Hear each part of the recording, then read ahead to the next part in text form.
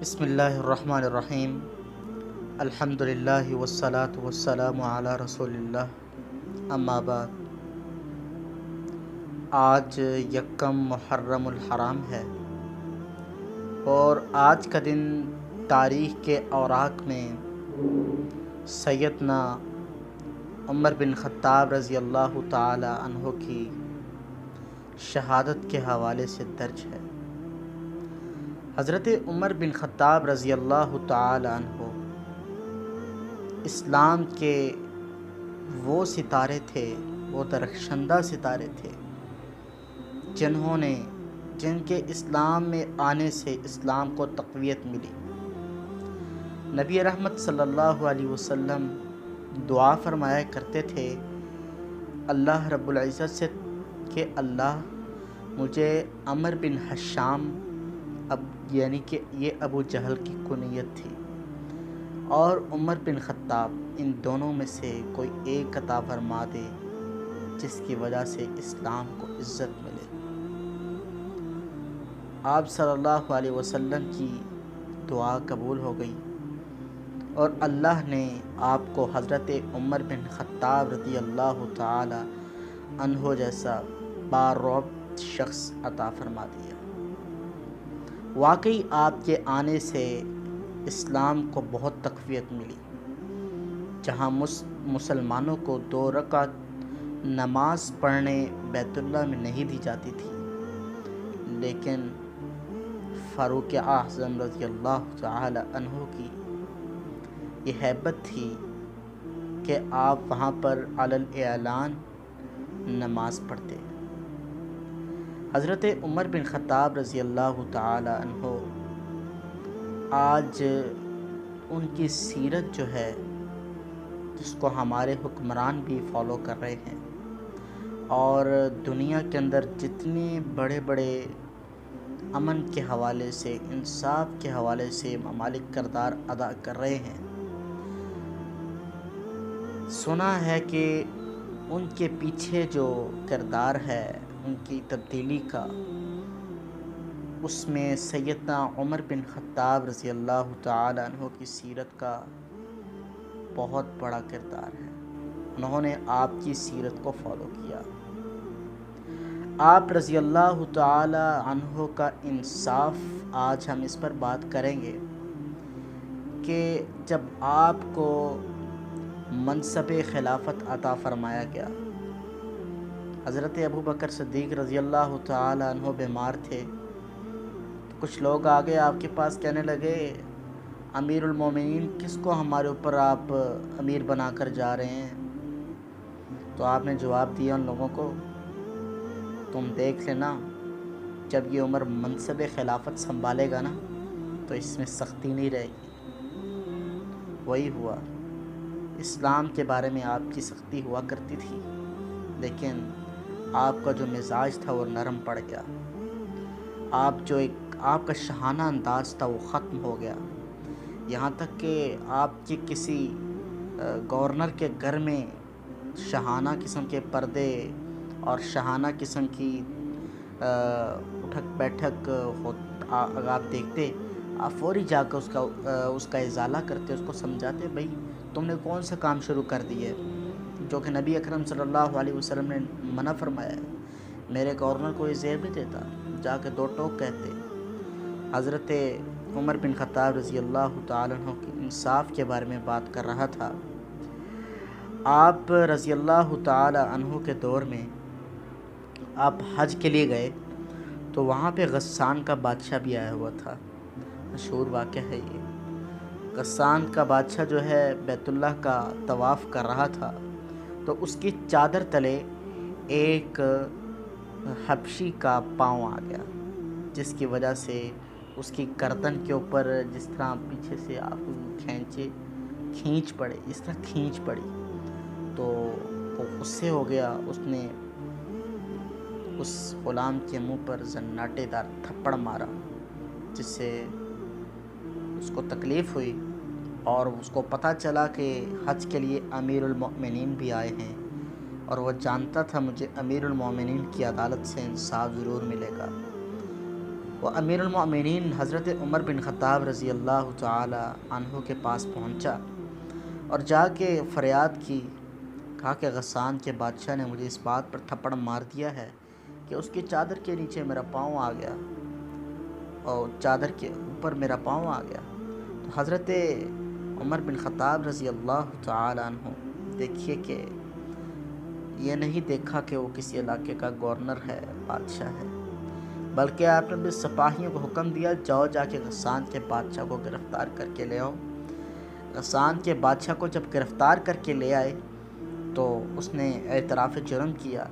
تو حضرت عمر بن خطاب رضی اللہ تعالی عنہ نے کہا، تم نے اس کو تھپڑ مارا ہے تو ہمارے ہاں تو انصاف کا یہی تقاضا ہے کہ اگر تھپڑ مارو گے تو تھپڑ کھاؤ گے بھی، تمہیں تھپڑ کھانا پڑے گا، صاف سی بات ہے۔ تو اس نے کہا مجھے سوچنے کا موقع دیا جائے، لیکن حضرت عمر بن خطاب رضی اللہ تعالیٰ عنہ کے ہاتھوں سے وہ نکلنے میں کامیاب ہو گیا، لیکن حضرت عمر بن خطاب رضی اللہ تعالیٰ عنہ بھی انصاف ضرور دلا کے رہنے والے تھے اس شخص کو۔ آپ نے اپنے سپاہیوں کو حکم دیا جہاں بھی ہے جا کے اس کو گرفتار کر کے لاؤ۔ جب سپاہی گرفتار کر کے لائے تو حضرت عمر بن خطاب رضی اللہ تعالیٰ عنہ نے اس کو مخاطب کر کے کہا کہ تھپڑ تمہیں کھانا پڑے گا، تم جہاں بھی چلے جاؤ۔ اسی طرح ایک اور واقعہ ہے، حضرت عمر بن عاص رضی اللہ تعالیٰ عنہ گورنر ہیں اور صحابی رسول ہیں۔ ان کا بیٹا اور ساتھ ایک شخص کے ساتھ ریس دوڑ کا مقابلہ ہوا، تو گھوڑا دوڑانے کا۔ تو جو دوسرا مقابلے میں شخص تھا اس کا جو گھوڑا ہے وہ آگے نکل گیا، وہ ماہر تھا۔ تو حضرت عمر بن عاص رضی اللہ تعالی عنہ کا جو بیٹا ہے اس نے جب دیکھا کہ یہ میرے گھوڑے سے آگے نکل گیا، اس نے ڈنڈا اٹھا کے سر پہ مار دیا۔ وہ حضرت عمر بن خطاب رضی اللہ تعالی عنہ کی عدالت پہ پہنچا، مسجد نبوی میں جا کے کہا جی آپ کے گورنر کے بیٹے نے میرا سر پھاڑ دیا۔ آپ نے کہا کوئی ایسی بات نہیں ہے، آپ نے سپاہی کو حکم دیا جاؤ جا کے گورنر اور اس کے بیٹے دونوں کو گرفتار کر کے لے آؤ۔ تو میرے بھائیو دیکھیے کہ انصاف کا یہ تقاضا حضرت عمر بن خطاب رضی اللہ تعالی عنہ نے اس کی اپیل کو مسترد نہیں کیا، بلکہ حکم دیا اپنے سپاہیوں کو جاؤ جا کے گورنر کو بھی گرفتار کرو، بیٹے کو بھی گرفتار کرو۔ دونوں کو عدالت میں لے آئے اور مقدمے کی سماعت کا اعلان ہوا۔ حضرت عمر بن خطاب رضی اللہ تعالی عنہ نے فیصلہ کیا کہ جس طرح اس نے ڈنڈا مارا ہے اسی طرح جو گورنر ہے اس کے بیٹے کو بھی اور صحابی رسول کے جو بیٹے ہیں ان کو بھی ڈنڈا کھانا پڑے گا، اور حضرت عمر بن عاص جو ہیں ان کو بھی۔ حضرت عمر بن عاص نے فرمایا کہ قصور میرے بیٹے کا ہے، مجھے تو اس بات کا علم بھی نہیں ہے، تو مجھے کاہے کی سزا دی جا رہی ہے، مجھے کیوں مارا جا رہا ہے؟ تو حضرت عمر بن خطاب رضی اللہ تعالی عنہ نے کیا کہا اسے پتہ ہے آپ کو؟ کہا کہ تیرے بیٹے کے اندر یہ بات اس کے ذہن میں آئی کیوں کہ میں گورنر کا بیٹا ہوں۔ دیکھیے یہ انصاف تھا کہ کوئی وہاں پر غریب امیر اس کا کوئی فرق نہیں تھا آپ کی ریاست میں۔ پھر کہیں جا کے وہ ایک مضبوط قوت والی ریاست بنی۔ آج ہمارے ملک کے اندر، ہمارے معاشرے کے اندر لوگ بار بار یہ کہتے ہیں کہ بھائی حضرت عمر بن خطاب رضی اللہ تعالی عنہ جیسا کوئی حکمران آنا چاہیے تو تبدیلی آ جائے گی۔ تو میرے بھائیوں تبدیلی اس طرح نہیں آیا کرتی، تبدیلی اسی طرح آیا کرتی ہے اگر ہمیں عمر بن خطاب رضی اللہ تعالی عنہ جیسا حکمران چاہیے تو اس کے لیے ہمیں بہت محنت کرنا ہوگی، ہمیں وہ رعایا بننا ہوگا۔ وہ ایسے امیر تھے حضرت عمر بن خطاب رضی اللہ تعالی عنہ کہ مال غنیمت میں کہیں سے چادریں آئیں تو آپ نے 2 چادریں زیب تن کی تھیں۔ رعایا میں سے ایک شخص کھڑا ہو کے کہا بھائی ہم سب کو تو 1 چادر ملی، آپ نے 2 لگائی ہوئی ہیں۔ تو آپ نے کہا اس بات کا جواب میرا بیٹا دے گا، عبداللہ بن عمر رضی اللہ تعالی۔ آپ نے کہا کہ ابا جان کا قد لمبا ہے تو ان کو 1 چادر سے گزارا نہیں ہوتا، تو میں نے اپنی چادر ابا جان کو دے دی۔ یہ تھے حکمران جو اپنا احتساب کرواتے تھے عوام کے سامنے، عوام ان کا احتساب کرتی تھی۔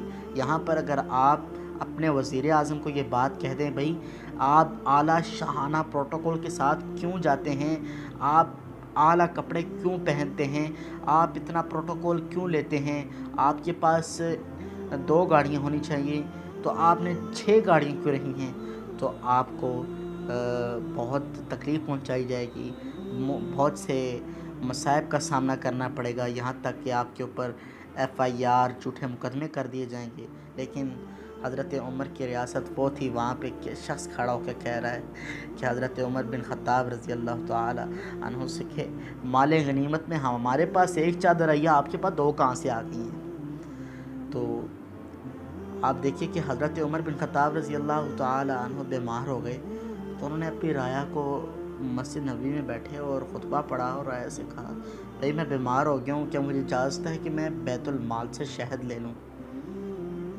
یہ حکمران ہوتے ہیں۔ جب اس طرح کے حکمران آئیں تو تبدیلیاں آتی ہیں اور رعایا اجازت دیتی ہے۔ آپ کا وزیر اعظم آپ سے پوچھتا ہے کہ میں بیت المال سے پاکستان کے خزانے سے یہ پیسہ لے رہا ہوں، اپنی ذات پہ لگا رہا ہوں، کیا میں لگا لوں؟ اور ہم طلبگار ہیں کہ بھئی تبدیلی آ جائے۔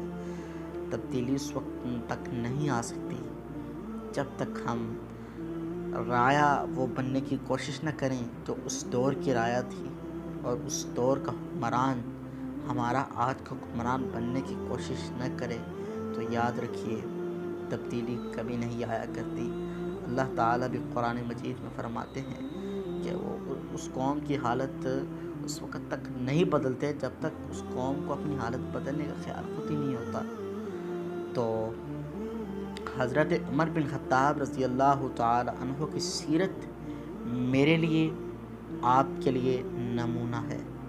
ہم اس کو اپنی زندگی میں روزمرہ کے کاموں میں ڈھائیں تو ہم اس دور کی رعایا بنیں اور ہمارے حکمران سیدنا عمر بن خطاب رضی اللہ تعالی عنہ کی سیرت کو فالو کریں تو یاد رکھیے حقیقی معنوں میں تبدیلی بھی آئے گی اور پاکستان صحیح معنوں میں ریاست مدینہ بھی بنے گا۔